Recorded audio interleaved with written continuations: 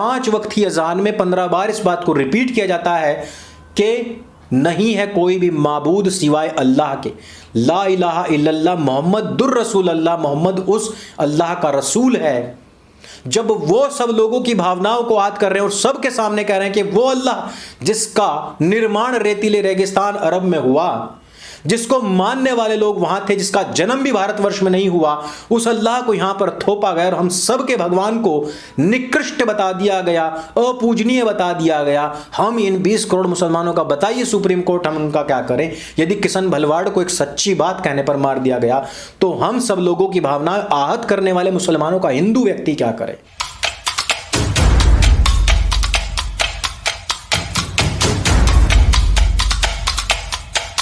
नमस्ते दोस्तों, आप सबका एक बार फिर से स्वागत है आपके अपने YouTube चैनल सत्य सनातन में। आज हम बात करने वाले हैं विकास पाठक यानी कि हिंदुस्तानी भाऊ की गिरफ्तारी के विषय में। आपने सुना ही होगा कि खान सर ने भी कुछ स्टूडेंट्स को सपोर्ट किया था, उसके एवज में उसके खिलाफ FIR तो हुई लेकिन वो गिरफ्तार नहीं हुआ। वो अभी तक भी दुबका दुबका फिर रहा है। लेकिन हिंदुस्तानी भाऊ के घर पर जिस समय पर पुलिस पहुंची उन्होंने सीधी गिरफ्तारी दी और उन्होंने अपने वीडियो में स्पष्ट कहा था कि वो छात्रों के लिए सपोर्ट तो क्या अपनी जान भी दे सकते हैं। अब आपको खुद सोचना चाहिए कि जो आपके नाम मात्र के टीचर बने हुए हैं वो आपके लिए क्या दे सकते हैं। गिरफ्तारी तक नहीं दे पाने वाले लोग आपको कितना सपोर्ट कर सकते हैं। आपके लिए केस क्या जान हाजिर है भाऊ की यार, केस से क्या होता है? सुना है कि खान सर कहीं पर दुबक करके बैठे हुए हैं और उन्होंने वहीं से वीडियो बनाना शुरू कर दिया और वो कह रहे हैं कि हम छात्रों से ये अपील करते हैं, वो अपील करते हैं। इन दोनों मैटर्स का फर्क समझिए, दोनों के द्वारा की हुई सपोर्ट को समझिए और दोनों के द्वारा जो सपोर्टेड स्टूडेंट्स थे उन्होंने क्या क्या अपराध किए उसको जरा समझिए। लेकिन उससे पहले मैं आपको एक सूचना दे दूं कि आपने कहा था कि P.N. ओक साहब की किताबें कब तक आएंगी। तो सनातन हाट पर P.N. ओक साहब की किताबें आ चुकी हैं और ये जो आपकी प्राउड टू बी सनातनी टी शर्ट है ये जल्द ही समाप्त होने वाली है। तो जिन लोगों को भी ऑर्डर करनी है वो कर सकते हैं। साथ ही एक अपील, एक निवेदन है मेरा, जब तक ऑर्डर नहीं पहुंचता प्लीज फोन अटेंड कर लीजिए। बहुत सारे हमारे भाई जो हैं वो फोन ही अटेंड नहीं कर पा रहे हैं, या फिर अपना दूसरा नंबर भी प्रोवाइड वहां पर जरूर कर दीजिए ताकि एक फोन ना उठे तो दूसरे पर कॉल कर ली जाए। तो हम आज बात कर रहे हैं विकास पाठक यानी कि हिंदुस्तानी भाऊ की।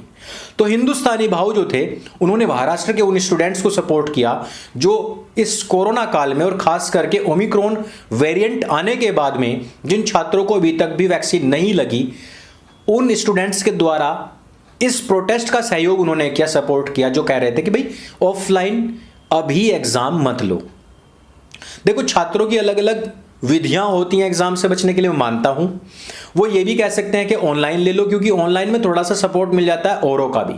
लेकिन मैं ये भी कहना चाहता हूं कि ऐसे स्टूडेंट्स जो नकल से या किसी छद्म तरीके से पास होते हैं उनको आगामी भविष्य में कभी भी मार खानी पड़ सकती है, नौकरी तो कम से कम उनको नहीं मिलेगी। और ऐसे ही छात्र अक्सर कर बेरोजगारी का रोना भी रोते हैं। लेकिन हम इस बात को नहीं भूल सकते कि इस समय पर महामारी भी है और उस महामारी के चलते कुछ छात्रों का डरना या उनके माँ बाप का डरना लाजमी है, क्योंकि हिंदुओं में 1-2 बच्चा ही पैदा करते हैं, वही जाए मर तो दिक्कत हो जाएगी, भैया पढ़ाई रह जाएगी धरी की धरी। अब आप जरा सोचिए कि ऐसे समय में केवल और केवल शिक्षा मंत्री के घर का घेराव मात्र किया गया और उसके बदले में विकास पाठक को जेल में डाल दिया गया है। यह महाराष्ट्र गवर्नमेंट और महाराष्ट्र पुलिस वो है जो महाराष्ट्र के CM की वाइफ को मराठी राबड़ी देवी कहने मात्र से जेल में डाल देती है। यह वो महाराष्ट्र की पुलिस है जो प्रति महीने 100 करोड़ रुपए की उगाही करती है। यह वो महाराष्ट्र की पुलिस है जिसने अभी तक भी पालघर के संतों की हत्या का कोई न्याय नहीं दिलाया और आए दिन हिंदुओं का वहां पर अपमान होता रहा है। ये वो महाराष्ट्र की सरकार है जिसने कि हिंदुओं के सबसे बड़े कातिल टीपू सुल्तान के नाम से संस्थाओं का नामकरण करना शुरू कर दिया है। ये वो महाराष्ट्र की सरकार है जिसने कि हिंदुओं के नाम पर सबसे बड़ा धोखा महाराष्ट्र के अंदर किया है। और भी बहुत सारी घटनाएं हैं, मैं सबको यहां पर क्या ही एक्सप्लेन करूं कि जितना कहूं उतना कम है कि हिंदुओं के साथ में सबसे बड़ा द्रोह यदि किसी ने पार्टी के नाम पर राजनीति में किया है तो वो शिवसेना ही है और इसने विकास पाठक को उठा करके जेल में डाल दिया है। मात्र घेराव करने के नाम पर उनके ऊपर कितनी सारी धाराएं थोपी गई आप समझ सकते हैं।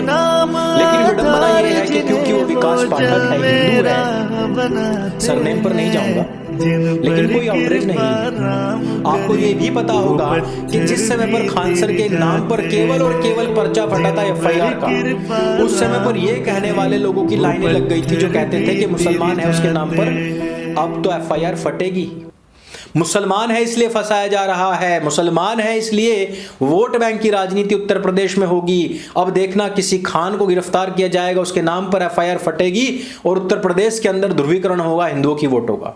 कितने लोग नहीं आए थे सामने, आज कोई आया क्या?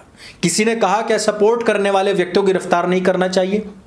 दोनों मैटर्स को समझिए। खान सर के द्वारा जितने भी स्टूडेंट्स सपोर्टेड थे उन्होंने क्या किया था?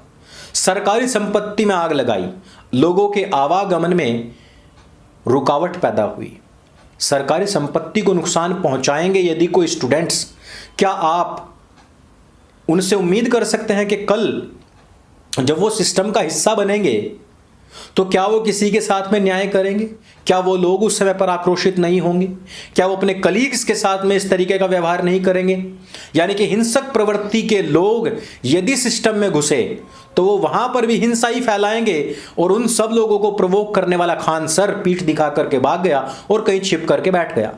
दूसरी बड़ी बात, भाऊ ने ऐसा नहीं किया, भाऊ ने सीधे गिरफ्तारी दी, सीधे और स्पष्ट अपने वीडियो में कहा जान हाजिर है, सपोर्ट तो छोड़िए, जान हाजिर है, गिरफ्तारी दे दी।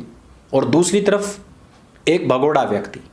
दोनों के फर्क को समझिए और दोनों के नाम पर होने वाले आउटरेज को समझिए और समझिए कि मुसलमानों को फालतू में इस देश के अंदर कितना ज्यादा महिमा मंडित किया गया था, कितना ज्यादा आज भी लाचार और मजबूर बताकर के उनका सपोर्ट किया जाता है और कितना ज्यादा उनका तुष्टीकरण होता है, और वो फिर भी डरी हुई कौम है। आप जरा सोचिए कि दिल्ली के अंदर बैठी हुई संस्था जिसने कि पुष्पेंद्र कुलश्रेष्ठ, RSN सिंह, राहुल आर्य, अंकुर आर्य के नाम की लिस्ट बनाई, जिन्होंने खड़े होकर खुद कहा कि नबी के नाम पर हमारा खून बहाने के लिए हम लोग तैयार हैं, जिन्होंने हमारे नाम पर सीधे सीधे सुपारी निकाल दी, उस व्यक्ति के द्वारा ही गुजरात के अंदर किशन भलवाड़ की हत्या करवाई गई है। दिल्ली की पुलिस मजबूर उस व्यक्ति के सामने बैठी रही। वीडियो आ चुके हैं और सारे के सारे वीडियो पिन कमेंट में टेलीग्राम ग्रुप पर मैं दूंगा।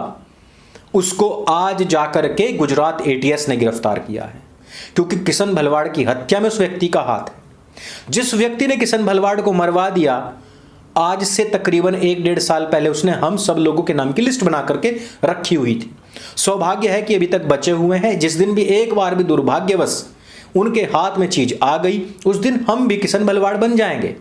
लेकिन हम लोगों के लिए किसी का कोई भी दिल में से कोई जागृति नहीं, किसी का कोई सपोर्ट नहीं, किसी की कोई मुहिम नहीं, सरकार की तरफ से किसी को भी कोई सिक्योरिटी नहीं। और उसकी वजह क्या है? इस फतवे की वजह सिर्फ इतनी है क्योंकि हमने कहा कि ईश्वर परमेश्वर सर्वश्रेष्ठ है और ये जितना भी इनका अरेबिक ये रेतीला कल्ट है ये हिंदुस्तान पर थोपा गया है। जबरदस्ती यहां पर उसको धर्म बनाने की कोशिश और कवायद सरकारी तौर पर भी जारी है। मोहम्मद ने कब कहा कि वही अल्लाह है?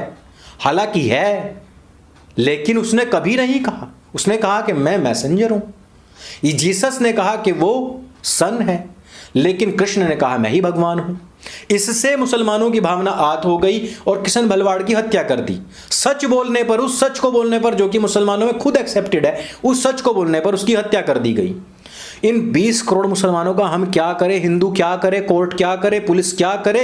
सेना क्या करे? गृह मंत्रालय और प्रधानमंत्री क्या करे? जो इस देश के अंदर पिछले 800 साल से हिंदुओं की भावनाओं को आहत करते हुए कह रहे हैं नहीं है कोई भी माबूद सिवाय अल्लाह के, न महादेव, न राम, न विष्णु, न ब्रह्मा, न कृष्ण, न दुर्गा, न पार्वती, न गणेश, कोई भी नहीं, हनुमान, भैरव, कोई भी नहीं है।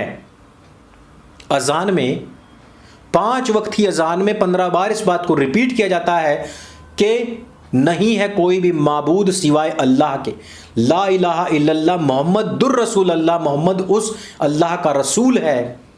जब वो सब लोगों की भावनाओं को याद कर रहे हैं और सबके सामने कह रहे हैं कि वो अल्लाह जिसका निर्माण रेतीले रेगिस्तान अरब में हुआ, जिसको मानने वाले लोग वहां थे, जिसका जन्म भी भारतवर्ष में नहीं हुआ, उस अल्लाह को यहां पर थोपा गया और हम सब के भगवान को निकृष्ट बता दिया गया, अपूजनीय बता दिया गया। हम इन 20 करोड़ मुसलमानों का बताइए सुप्रीम कोर्ट हम उनका क्या करें? यदि किशन भलवाड़ को एक सच्ची बात कहने पर मार दिया गया तो हम सब लोगों की भावना आहत करने वाले मुसलमानों का हिंदू व्यक्ति क्या करे? किसी के पास इस बात का जवाब है क्या? किसी भी व्यक्ति के पास में नहीं है। यदि हिंदू अपनी भावनाएं आहत आपकी अजान की वजह से करवाने लग जाए तो आपका क्या हशर होगा? कभी सोचा है क्या? किशन भलवाड़ की हत्या बिना किसी मुद्दे के की गई है। ऐसे सन की लोग जिनकी भावनाएं हमेशा आहत ही रहती हैं। लेकिन आप बताइए, यदि यही विचारधारा पर काम करने लग जाए, यदि इसी विचारधारा के चलते हत्याएं होनी शुरू हो जाएं, तो कौन व्यक्ति किसका क्या करेगा? लेकिन इस देश के अंदर कोई आउटरीच नहीं है। यदि एक खान सर के खिलाफ एफआईआर हो जाती है तो पूरा सोशल मीडिया पट जाता है। लेकिन एक हिंदुस्तानी भाऊ, और मैंने कभी नहीं कहा वो देशभक्त हो सकता है, वो पाकिस्तानियों के जवाब देने वाला हो सकता है, लेकिन वो सेक्युलर भी है। वो जितना मंत्र पढ़ता है उतना उससे ज्यादा कलमा पढ़ता है। उसके जितने हिंदू दोस्त हैं उतने मुसलमान भी दोस्त हैं। जितने हिंदू फैन है उसके मुसलमान भी इतने ही फैन हैं। लेकिन दिक्कत क्या है कि दिक्कत यह है कि वो हिंदू है और उसको बेचारे को यह भी नहीं पता कि उसके खिलाफ साजिश क्या हो रही है। और सच बताऊं, हिंदुस्तानी भाव को यह भी नहीं पता होगा कि उसके कान में जो सुबह शाम जो अजान पड़ती है ना, ला इलाहा इल्लल्लाह मोहम्मदुर रसूलुल्लाह, उससे उसकी खुद की भावनाएं आहत हो रही हैं। उसको भी नहीं पता होगा, वो इतना सेक्युलर है। लेकिन फिर भी उसके नाम पर किसी का कोई आउटरीच नहीं है। भाई मेरे नाम पे या राहुल आर्य के नाम पर या पुष्पेंद्र कुलश्रेष्ठ आदि जितने भी लोग हैं, इन सब की हत्याओं के नाम पर भले ही आउटरीच ना हो, बल्कि कम से कम उस सेक्युलर आदमी के नाम पर तो आउटरीच होना चाहिए था, पर नहीं है। ये वो देश है जहां पर हिंदुओं को पीठ पीछे से वार कर दिया जाता है, हत्याएं कर दी जाती है केवल सच बोलने पर। लेकिन इस देश के अंदर फिर भी मुसलमान डरा हुआ है। इस देश के अंदर राजनयिक बनने वाले, राजदूत बनने वाले, उपराष्ट्रपति बनने वाले, 10-10 साल तक बनने वाले व्यक्ति को आज भी इस देश के अंदर डर लगता है।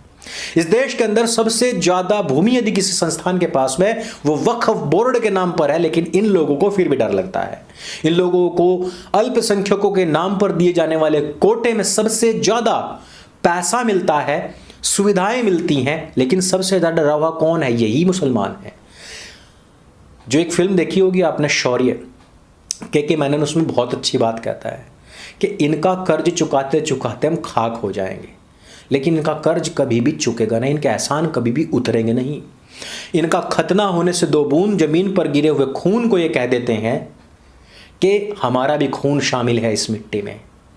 सच्चाई और इतिहास की बातें बहुत लंबी हैं, लेकिन आज मुझे दुख इस बात का है कि एक ऐसा व्यक्ति कि जिसने छात्रों को सपोर्ट किया उसको जेल में डाल दिया गया, लेकिन दूसरा ऐसा व्यक्ति जिसने छात्रों को हिंसक बना दिया, क्रूर बना दिया, अपने ही देश की संपत्ति को जलाने के लिए मजबूर कर दिया, उस व्यक्ति को सपोर्ट करने वाले लोगों की यहां पर पूरी लाइन लगी हुई है। सब गैर मुसलमानों को, इन सब हिंदुस्तानियों को, इन सब हिंदुस्तानी भावुओं को कौन जहन्नम में सड़ाएगा? वो अल्लाह जिसका हिंदुस्तान से कोई वास्ता मतलब नहीं।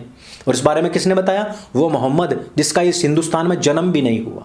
इस हिंदुस्तान के अंदर पैदा होने वाले महापुरुषों का अपमान हो सकता है, लेकिन अरब से इंपोर्टेड और थोपे हुए एक क्रूर तथाकथित नबी के ऊपर यदि आपने बोल दिया तो आपकी हत्या हो जाएगी। कोर्ट आज इन सब चीज़ों का भी जवाब दे। नेता, मंत्री, विधायक, एमपी और आम जनता इन सब बातों पर विचार करे कि यदि यही बदले की भावना से आहत हुई भावनाओं के आधार पर हत्याएं शुरू हो गई तो 20 करोड़ मुसलमानों का क्या होगा? इस वीडियो में सिर्फ इतना ही। मेरे संग बोले सत्य सनातन वैदिक धर्म की जय। जय हिंद, वंदे मातरम।